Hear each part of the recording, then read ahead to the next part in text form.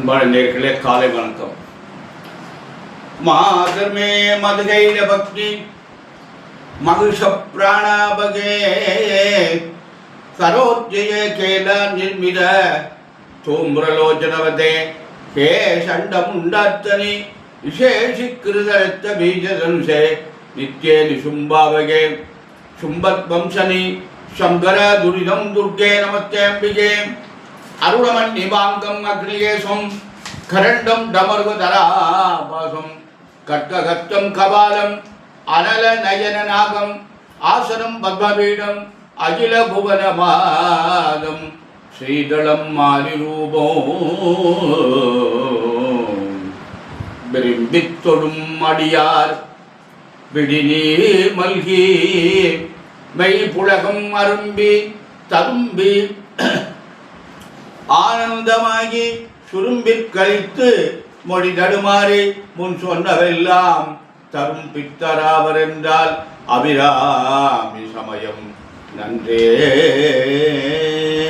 அன்பு சார்ந்த நேயர்களே, ஆவணி மாதம் 27ஆம் நாள் வெள்ளிக்கிழமை சுக்கிரவாரம் சொல்றது. பஞ்சமி திதி பகல் 2 மணி வரை இருக்கு. பின்னாடி சஷ்டி திதி.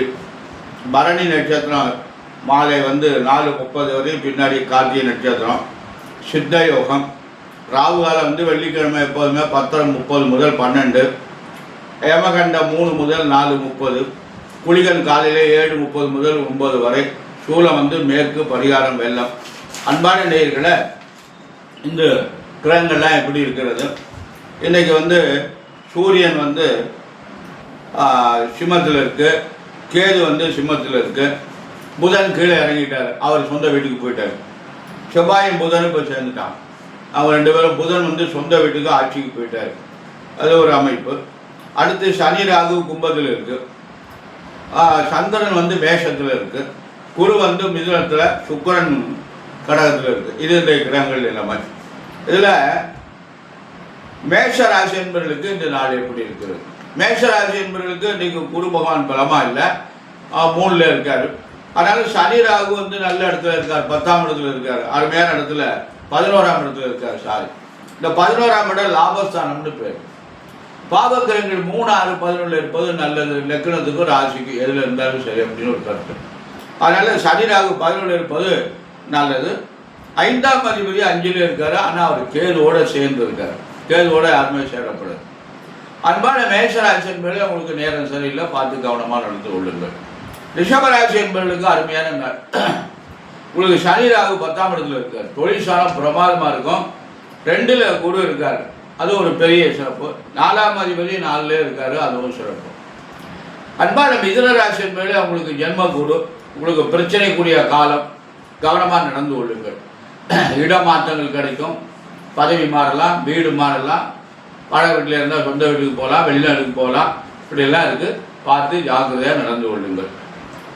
அன்பான கடகராசி என்பதில் உங்களுக்கு நேரம் சரியில்லை, உங்களுக்கு விரயமான நேரம், தேவையில்லாத ஏதாவது செலவுகளை ஏற்படுத்தும்.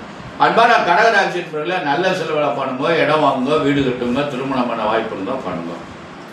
அன்பான சிம்மராசி என்பதில் உங்களுக்கு நல்ல நாள், நல்லது நடக்கும், நல்ல காரியம்லாம் நடக்கும். ஏன்னா குரு பகவான் 11ஆம் இடத்துல இருக்கார், அது ஒரு பெரிய அமைப்பு. சிம்ம ராசிக்கு குரு 11 இருப்பது, ராசிநாதன் ராசியிலே இருக்காரு, அதுவும் நல்லது. அன்பான சிம்மராசி என்பவர்களே, சனி ராகு 7ஆம் இடத்துல இருக்காரு. மனைவி கணவனுடைய உடல்நிலையில் கவனம் தேவை, ரொம்ப ஜாக்கிரதையாக பார்த்துக்கோங்க. அன்பான கன்னிராசி என்பவர்களே, உங்களுக்கு நேரம் சரியில்லை. கன்னிராசி என்பவர்களுக்கு குரு பகவான் 10ஆம் இடத்துல இருக்கார், கெட்ட பேர் ஏற்படுத்தும், பதவி பறி போகும், முன்னாடி போகணும்னு நினச்சதுன்னா பின்னாடி வந்துடுற மாதிரி வந்துடும். ஜாக்கிரதையாக நடந்து கொள்ளுங்க, பணிவாக நடந்து கொள்ளுங்கள். அன்பான துளாராசி என்பவர்களே, உங்களுக்கு அமோகமான நாள், நல்ல நாள், நல்லதெல்லாம் நடக்கும், நல்ல காரியமெல்லாம் நடைபெறும் அப்படின்னு ஒரு அமைப்பு. நல்ல காரியம்னா என்ன? நமக்கு தேவையான நல்ல காரியங்கள் அனைத்தும் நடப்பதற்கு வாய்ப்பு இருக்கு. அன்பான துளாராசி என்பவர்களே, நல்ல நேரம். விருச்சிக ராசி என்பவர்களே, நீங்கள் புதுசாக எந்த காரியத்தையும் பண்ணாதீங்க. புதுசாக எதையும் பண்ணீங்கன்னா உங்களுக்கு காரியங்கள் தடைப்படும். முதலீடு செய்யாதீங்க. ஒரு 6-7 மாதம் கவனமாக நடந்து கொள்ளுங்கள். அன்பான தனுசு ராசி என்பவர்களுக்கு அவங்களுக்கு அமோகமான நாள், நல்லதெல்லாம் நடக்கும், நல்ல காரியமெல்லாம் பூரா நடைபெறும். ஐயா நல்ல காரியம்னு சொல்றீங்களே, என்னென்னையா நல்ல காரியம்? ஐயா இப்போ வந்து குழந்தைகளாக இருந்தால் நல்லா படிப்பாங்க, படிச்சுட்டு வேலைக்கு ரெடியாக இருக்காங்கன்னா வேலை கிடைக்கும், வேலை பார்க்குறாங்க, திருமணம் பண்ணணும், திருமணம் நடக்கும், திருமணம் பண்ணிட்டாங்க, குழந்தை வேணும், குழந்தை கிடைக்கும், குழந்தை பிறந்தாச்சு வீடு கட்டணும், ரைட்டு, தொழில் துவங்கணும், வெளிநாடுக்கு போகணும், இதெல்லாம் நடக்கும். இதெல்லாம் வந்து அவங்க வசதி தக்கபடி தனுசு ராசி என்பவர்களுக்கு நல்லது நடக்கும். மகர ராசி என்பதில் உங்களுக்கு 7.5 சனி இருக்கிறது, கவனமாக நடந்து கொள்ளுங்கள். 7.5 சனி வந்து கொஞ்சம் சிரமமான நேரம் தான், கழிவு நேரம், கொஞ்சம் குருவு நல்லா இல்லை, ஆரோக்கியத்தில் கொஞ்சம் கவனமாக இருந்துப்பாங்க. கும்பராசி என்பவர்களுக்கும் 7.5 இருக்குது, ஆனால் குரு பகவான் 5ஆம் இடத்துல இருக்கார், கொஞ்சம் நல்ல நேரம் இருந்தாலும் 7.5 இருக்குது, பார்த்து கவனமாக நடந்து கொள்ளுங்கள். அன்பான மீன ராசி என்பவர்களே, உங்களுக்கும் 7.5 இருக்குது, உங்களுக்கும் குரு பகவான் சரியில்லை. இந்த உங்களுக்கு குரு பகவான் என்ன பண்ண போகிறாருன்னா, இப்போ இந்த புரட்டாசியில் வந்து அதிசாரம் பெற்று கடத்துக்கு போக போகிறாரு, மார்கழி 5ஆம் தேதி வரையும் அங்கே இருக்காருன்னு நினைக்கிறேன். அதனால் அந்த காலங்கள் இந்த 2 மாதம் உங்களுக்கு அமோகமான பலன் சொல்லும், நல்ல காரியம்லாம் நல்லதெல்லாம் நடக்கும். அன்பான மீன ராசி என்பதிலே, கும்பராசி என்பதிலே, மகர ராசி 7.5 சனியுடைய தாக்கம் இருக்கிறது. 7.5 வந்து ரொம்ப கொடியது, அதனால் அது வந்து ரொம்ப கஷ்டப்படுத்தும், கசைக்கு புரிஞ்சுப்படும். அதனால் பார்த்து கவனமாக நடந்து கொள்ளுங்கள். சனிக்கிழமை தோறும் சைவமாக சாப்பிடுவோங்க, சனிக்கிழமை விரதமாக இருந்து சனி பகவானுக்கு எள்ளு தீபம் ஏற்றுங்க, காக்காய்க்கு சாதம் வைங்க, சனிக்கிழமை தோறும் சனி பகவானுக்கு அர்ச்சனை பண்ணுங்க, கோளறு திருப்பதியும் என்ற பதியத்தை பாராயணம் பண்ணுங்க, நல்ல பலன் தெரியும். பாராயணம், கடவுள் பிரார்த்தனை, வேண்டுதல் நமக்கு நல்ல பலன் தரும். அன்பான நேயர்களே, நாம் வந்து இறை வழிபாடு தான் நமக்கு ரொம்ப முக்கியம். அதனால் கடவுள் வழிபாடு ரொம்ப முக்கியம் அப்படின்னு ஒரு கருத்து இருக்குது. அன்பான நேயர்களை, நம்ம ஒரு கருத்து சொல்கிறேன், அது ஏற்கனவே சொன்னதா இருந்தாலும் திருப்பி சொல்கிறேன். இந்த மரம் இருக்குது பார்த்தீங்களா, மரம் என்பது அவசியம் நாட்டுக்கு ரொம்ப தேவை. மரங்கள் வெட்டக்கூடாது, கூடுமான வரை மரங்களை வந்து அழிச்சிடக்கூடாது. ஆனால் ஒரு மரம் வெட்டினா 2 மரம் வைக்கணும், அப்படி பாதுகாக்கணும். அதனால் நமக்கு ரோட்டு ஓரங்கள் எல்லாம் நிறைய நிழல் தரக்கூடிய மரங்கள்லாம் வைக்கணும், வீட்டு வாசலில் வேப்ப மரங்கள்லாம் வைக்கணும். இந்த மரம் இருக்கிறதே, மரம் விழுந்தால் நாட்டுக்கு வந்துடும், மனிதன் விழுந்தான்னா காட்டுக்கு போயிடுவான். இந்த இடத்த கொஞ்சம் நல்லா யோசனை பண்ணி பாருங்க. மரத்தை வெட்டி வீட்டுக்கு எடுத்து வந்துடுவோம், மனிதன் இறந்து விட்டால் அவனை சுடுகாட்டுக்கு கொண்டு போயிடுவோம். ஏன்னா கொஞ்சம் நேரத்துக்கு மேலே இங்கே வீட்டில் போட முடியாது. ஆனால் இந்த மரம் என்பது நமக்காக அது கையை நீட்டுகிறது. பிறர் வாழ, மனிதன் வாழ்வதற்காக அந்த மரம் கிளைகளை விடுகிறது. நாம் என்ன செய்கிறோம்? நாம் வாழ்வதற்காக நமது கையை நீட்டுகிறோம். எவ்வளவு உயர்ந்த பாருங்க, எவ்வளவு தன்மையான இந்த மரத்துக்கும் நமக்கும் உள்ள வேறுபாடுகளை பாருங்கள். மரம் விழுந்தால் நாட்டுக்கு வந்துடுது, மனிதன் விழுந்தால் காட்டுக்கு போயிடுறான்.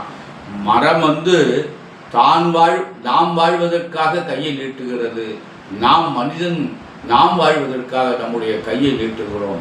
மரத்துக்கும் நமக்கும் எவ்வளவு ஒரு உயர்ந்த வித்தியாசங்கள் இருக்கிறது பாருங்க.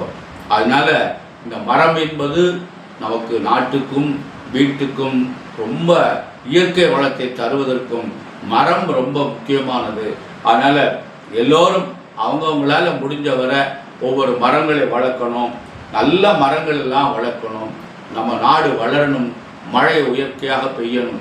அப்படி என்றால் காடு வளரணும், மரங்கள் காட்டெல்லாம் அழிச்சிடக்கூடாது. இப்போ வந்து காடுகளே கிடையாது, காடெல்லாம் அழிச்சிட்டு ஒரு வீடாக போயிடுது. அப்படின்னால அந்த வெப்பங்கள் அதிகமாகிடுது, உஷ்ணங்கள் அதிகமாகிடுது, வியாதிகள் அதிகமாக இருக்குது. அதனால் வேப்ப மரம் தான் ரொம்ப முக்கியம். வேப்ப மரங்களை வந்து இப்போ என்ன பண்ணுறாங்கன்னா, புளிய மரத்தை வந்து ரோட்டு ஓரங்கள்லாம் புளிய மரத்தை நிறையா வைக்கிறாங்க, வருமானம் தரும் அப்படின்னு. ஆனால் அந்த புளிய மரம் என்ன பண்ணணும்னா வெப்பத்தை அதிகமாகும். வேப்ப மரத்தை வச்சோம்னா குளிர்ச்சி அதிகமாகும், உஷ்ணத்தை வாங்கிட்டு குளிர்ச்சி அதிகமாகும். அதனால் வேப்ப மரங்களை பயிர் செய்வது நமக்கு ஒரு மருத்துவ குணமுடையது வேப்ப மரம். அதனால் அந்த வேப்ப மரத்தை நாம் எல்லோரும் ரோட்டு ஓரங்களிலும் வீட்டு வாசல்களிலும் வேப்ப மரத்தை வந்து இதில் ஒன்று ஞாபகம் வச்சுக்கணும். இந்த மரத்தடியில் பகலில் படுக்கலாம், இரவில் நான் மரத்தடியில் படுக்கக்கூடாது. ஏன் அப்படின்னா அந்த காலத்தில் சொல்லுவாங்க, மரத்தடியில் பார்க்காத சாசு இருக்கும் அப்படின்னு பயமுறுத்துவாங்க. அந்த பயமுறுத்துவாங்கன்னா இவன் மரத்தடிக்க போக மாட்டான், ஆத்தாடி சாசு இருக்காமல அப்படின்னு போக மாட்டான். ஆனால் இப்போ உள்ளவங்களுக்கு அது சொன்னால் கேட்க மாட்டாங்க. ஆனால் அறிவியல் பூர்வமாக சொல்லணும். அதாவது இந்த மரங்கள் என்ன பண்ணுதுன்னா பகலில் வந்து நல்ல காற்றுகளை பூரா விடுது. தூய காற்றுகளை பூரா, அசுத்தமான காற்றுகளை பூரா வாங்கி வச்சுக்கிட்டு அது பகல் பூரா நல்ல காற்றுகளை நமக்கு கொடுக்குது. இரவில் என்ன பண்ணுதுன்னா நல்ல காற்றை வாங்கி வைத்து கொண்டு அசுத்தமான காற்றுகளை, அந்த கார்பன் டை ஆக்சைடுன்னு சொல்லுவாங்க, அந்த மாதிரி அசுத்தமான காற்றுகள்லாம் வெளியே விடுறதுனால் நம்ம மரத்தடியில் படுத்தோம்னா அந்த காற்றை நாம் சுவாசிக்கிறதுனால அந்த காலத்தில் மரத்தில் ராத்திரியில் படுக்காத பேய் இருக்கும் அப்படிம்பாங்க. இந்த கார்பன் டை ஆக்சைடுனா போல் ஒன்றுக்கு தெரியாது. அதனால் இப்படியெல்லாம் சொல்லி கொடுத்தாங்க. அதனால் மரத்தில் வந்து பகலில் படுக்கலாம், பகலில் வந்து களைப்பாடலாம், பிரமாதமாக இருக்குது. இந்த வெயிலில் போயிட்டு வந்து மரத்தடிக்கு வந்தோம்னா அந்த ஜில்லு ஜில்லுன்னு இருக்கும் அந்த மரத்தினுடைய காற்று. அதனால் அன்பான நேயர்களை நாம் வந்து இயற்கை வளங்களை நம்ம பாதுகாக்கணும். எல்லாரும் ஆளுக்கு ஒரு 2 மரமாவது ஞாபகார்த்தமாக நம்ம நட்டு வைக்கணும், வளர்க்கணும். அதில் வந்து நல்ல பலன் தரக்கூடிய மரங்கள், வேப்ப மரம், ஆலமரம், அரச மரம், இப்படி மரங்களை எல்லாம் நம்ம வளர்த்தணும். ஏன்னா அதுக்கு மேலே தேக்க மரம் இருக்கும். இதெல்லாம் நம்ம வளர்த்தோம்னா நமக்கும் பயன்படும், நாட்டுக்கும் பயன்படும், பொருளாதாரத்துக்கும் பயன்படும். அதனால் வேம்பு வளர்ந்ததுன்னா பெரிய மரமாகிடுச்சுன்னா அது நிலைக்கெல்லாம் ரொம்ப உத்தமமானது. அது மாதிரி தேக்க மரம் இருந்ததுன்னா ரொம்ப உத்தமமானது. அரச மரம் வந்து ரொம்ப பூஜைக்கு உரியது. ஆலமரம், அரச மரம்லாம் பூஜைக்கு உரியது. அரச மரத்தில் வந்து பிரம்மா, ருத்ரன், சிவன் 3 பேர் இருக்காங்க அதில். அதனால் அந்த அரச மரத்தை வந்து அதில் இன்னொன்று சொல்லியிருக்காங்க, திங்கக்கிழமை மணிக்கு வர்ற அமாவாசை அன்றைக்கி அரச மரத்தை சுத்தம்னா ரொம்ப புண்ணியம்னு சொல்கிறாங்க. திங்கக்கிழமை அமாவாசை வந்துன்னா அந்த அரச மரத்தை போய் அமாவாசை அன்றைக்கி காலையில் அரச மரத்தை சுத்தணும்னா நிறைய புண்ணியம். ஏன்னா அந்த அரச மரத்தில் சிவன், விஷ்ணு, பிரம்மா 3 பேரும் அந்த மரத்தில் இருக்காங்க. அதனால் அந்த அரச மரத்துக்கு ரொம்ப முக்கியத்துவம் கொடுத்தது. அதில் மருத்துவ குணமுடையது. அரசும் வேம்பும், வேம்பு வந்து பெண்களுக்கு மலட்டுத்தன்மையை கொடுக்கக்கூடியது, அரசு வந்து ஆண்களுடைய மலட்டுத்தன்மையை நீக்கக்கூடியது. இந்த அரசு வேம்பும் சேர்ந்து இருக்கிற இடத்துல ஒரு குழந்தை இல்லாதவங்க 45 நாள் விடாமல் காலையில் அதிகாலையில் குளிச்சுட்டு துணியை நண்டா ஒட்டை புழிஞ்சு கட்டிட்டு சுற்றி வந்தாங்கன்னா கண்டிப்பாக குழந்தை ஏற்படும். ஆனால் அதெல்லாம் செய்ய மாட்டேங்கிறாங்க. உடனே டஸ்ட்டு போயிடும், தவறான வழியில் போகிறாங்க. எப்பேற்பட்ட கர்ப்பப்பை பாதித்தவங்களும் ஆண்களுக்கு விந்தில் உயிரணுக்கள் இல்லாதவங்களும் 45 நாள் அந்த அரச மரம், வேப்ப மரம் சேர்ந்து இருக்கிறதுல தினமும் அதிகாலையில் 4 மணிலேருந்து 6 மணி வரையும் சுற்றுனாங்கன்னா அந்த வேப்ப மரம் அரச மரத்தில் உள்ள காற்றாகப்பட்டது அந்த நம்முடைய உடம்புல போய் நம்முடைய உடம்புக்கு தேவையான சுத்தமான ஒரு சத்தான பழங்களை எல்லாம் உயிரணுக்கெல்லாம் நிறைய கொடுக்கும். பெண்களுக்கும் நல்ல கரு உருவாக்கக்கூடிய தன்மையை கொடுக்கும். இது அனுபவம் தந்த உண்மை. நான் இதை அனுபவிச்சிருக்கேன். அது மாதிரி செஞ்சு குழந்தையெல்லாம் பிறந்திருக்கு. ஆனால் இதெல்லாம் யாரும் செய்ய மாட்டாங்க. விடிய காலையில் யாரும் எந்திருந்து 4 மணிக்கு குளிச்சு இப்படி சுற்றுறது, அது 2 பேரும் போய் சுற்றுறதுனா சின்ன காரியமா அப்படிலாம் பண்ணுறாங்க. அது இவங்களுக்கு இந்த காசை கொடுத்து டெஸ்ட் போய் பண்ணிக்கிறது ரொம்ப ஈஸியாக இருக்குது. இப்படிலாம் பண்ணுறாங்க. அன்பான இயற்கையாக நமக்கு கிடைக்கிற ஒரு வரப்பிரசாதம். அன்பான நேயர்களை, நமது குழந்தைகள் நலமாக வாழணும், நன்றாக படிக்கணும், அதுக்கு எதிர்காலம் நல்லபடியாக இருக்கணும், அதுக்கு நல்ல வாழ்க்கை அமையணும், அந்த குழந்தைகளுக்கு நல்ல குழந்தைகள் அமைக்கணும், கை நிறைய அந்த குழந்தைகள் சம்பாதிக்கணும் என்பதற்காக எல்லாம் வல்ல எம்பெருமான் சர்வேஸ்வரனையும் வள்ளல் பெருமான் வள்ளியில் மலால் முருகப்பெருமானையும் என் அன்னை பராஸ்பக்தி மாதா ஸ்ரீ முத்துமகாமாரி அம்பிகையும் பிரார்த்தனை செய்து நிறைவு செய்கிறேன். நன்றி, வணக்கம்.